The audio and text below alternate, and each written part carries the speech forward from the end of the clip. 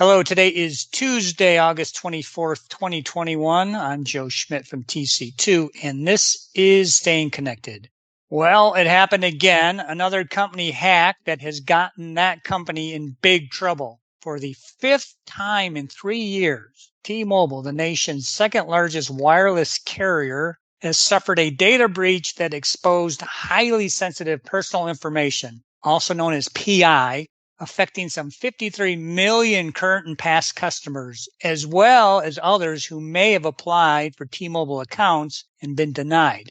Perhaps most alarmingly, it appears T-Mobile wasn't aware it had been hacked until it read on the tech website Motherboard that the hackers were offering to sell the PI they stole for Bitcoin valued at around $270,000.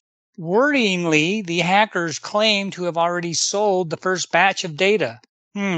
So on today's podcast, I'm joined by my buddy and a partner at LB3, Kevin DiLallo, and we are going to take a closer look at what the hack means and offer up some much needed guidance to help you protect your company and your data.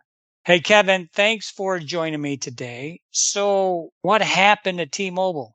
Hey, Joe. Well, T-Mobile systems are obviously not sophisticated enough to have detected the hack, which is pretty scary. We still don't know how long the hackers have had the data. They claim to have exploited vulnerabilities in T-Mobile's wireless data network to get access to 2 T-Mobile customer data centers. Apparently, they hit the jackpot because T-Mobile didn't encrypt the PI, and it commingled a wide variety of individuals' different identifying information, including names, social security numbers, dates of birth, and driver's license information, all in one place. So it was easy for the hackers to assemble a portfolio of sensitive identifying information from a single source. You know, Kevin, it sounds like there are so many lessons to be learned from this debacle for enterprise customers, both in their role as customers of wireless services, as well as their role as collectors and processors of their own customers' personal information. You know, and thinking about it, there are probably lessons for all of us who use mobile devices on a daily basis. Before we get into the lessons learned, how about if we take a look at the fallout from this breach? Sure. Besides the PR disaster, T-Mobile is facing 2 class action lawsuits in federal court in Washington state, where it's based, as well as an investigation by the Federal Communications Commission.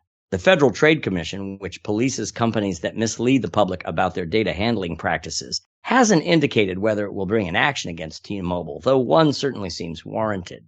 The FCC, which regulates telecom common carriers, is also responsible for enforcing Section 222 of the Communications Act. That section protects customer proprietary network information, or CP&I.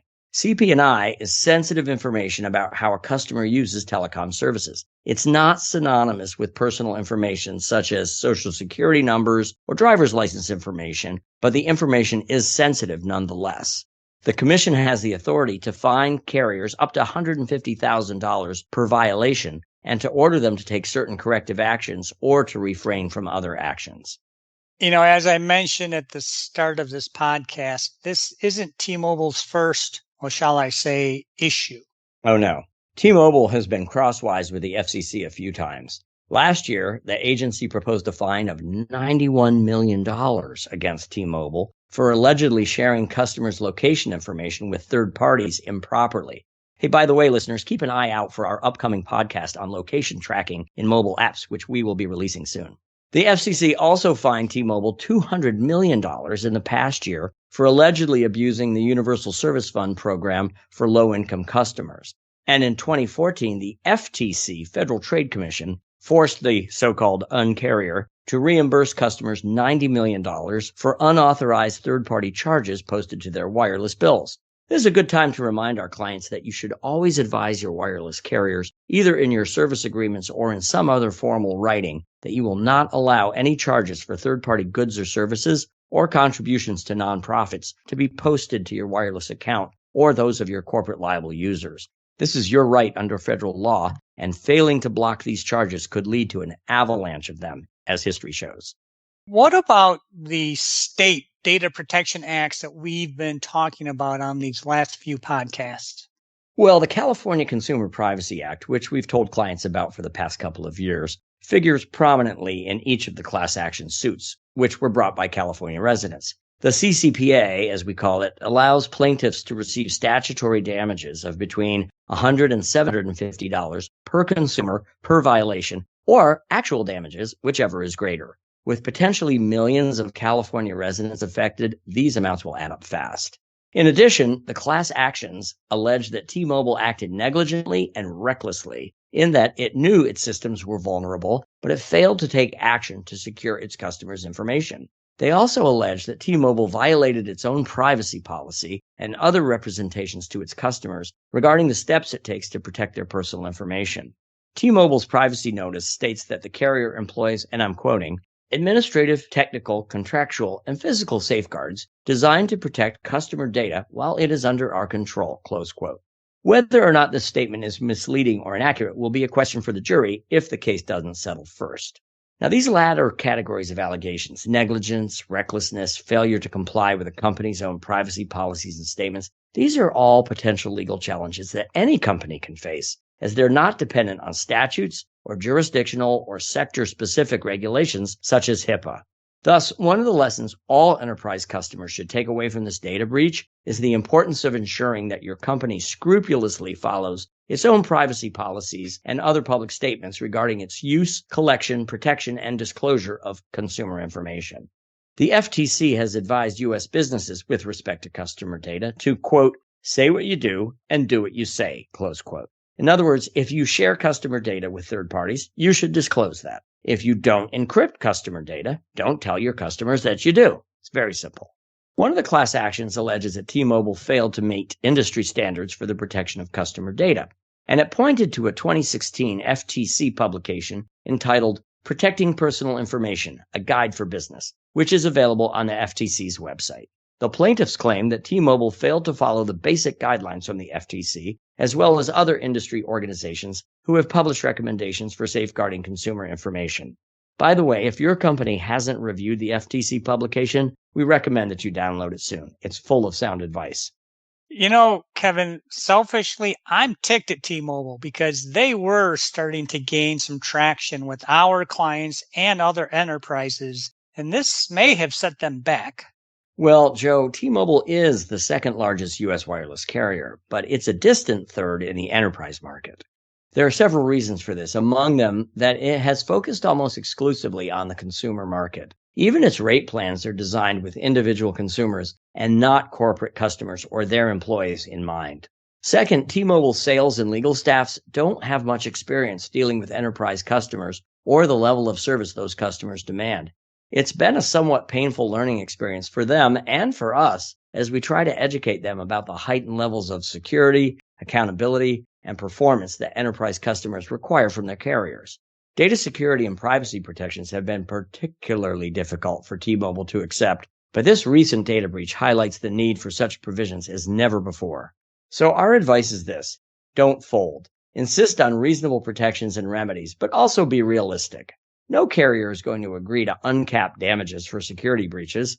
A super liability cap, that is, one that's higher than the general limitation of liability, is more likely to be acceptable to T-Mobile or any other carrier. Also, it helps if you articulate the types of damages for which the carrier will make the enterprise customer whole, such as the cost of credit monitoring for affected employees, the cost of notifying potentially affected employees of data breaches, and the cost of any regulatory proceedings, including fines, that your company gets dragged into as a result of the data breach. Another lesson for enterprise customers coming out of this breach is to avoid two-factor authentication that relies on the sending of a code to an employee's mobile device. Instead, use an authenticator app such as those available from Microsoft or Google, or a physical security token. The reason for this is that the hackers in this cyber attack were able to get both the International Mobile Equipment Identity, or IMEI, number and the International Mobile Subscriber Identity, or IMSI, number for millions of devices. These numbers can enable the hackers to move subscribers' phone numbers under their own control, a trick known as SIM swapping, and that would allow them to view any security codes that a vendor or a financial institution might send to the mobile telephone number as part of two-factor authentication. The potential damage from this kind of trickery is almost unimaginable. Okay, so what should individual employees be doing? For individual employee users of T-Mobile services, and this includes corporate liable users, there are a number of steps that each should take right now to protect his or her identity, credit, and accounts. First, they should log into their T-Mobile accounts and change their PINs and their passwords. The new passwords should be difficult to guess, maybe a random phrase. Second, they should immediately freeze their credit with the 3 major credit reporting agencies, Experian, Equifax, and TransUnion. This is a free service, and it will prevent bad actors from using stolen credentials to obtain credit. Third, they should enroll in T-Mobile's account takeover protection service to prevent SIM swapping. And then finally, they should register for one of T-Mobile's Scam Shield offerings. Okay, thanks, Kevin. As Kevin just highlighted, whether your company is collecting consumer data or worried about how T-Mobile or other companies will use the data they collect from your employees, there is a lot to learn from the T-Mobile data breach. And this is the perfect time to review your own internal procedures to make sure you aren't as vulnerable to hackers or allegations of negligence as T-Mobile. If you want more insight from Kevin, please give him a call or shoot him an email. You can also contact Kevin, me, or any of our LB3 and TC2 colleagues if you'd like to discuss other ICT topics. And as always, you can stay up to date by subscribing to these podcasts, checking out our websites, and by following us on LinkedIn.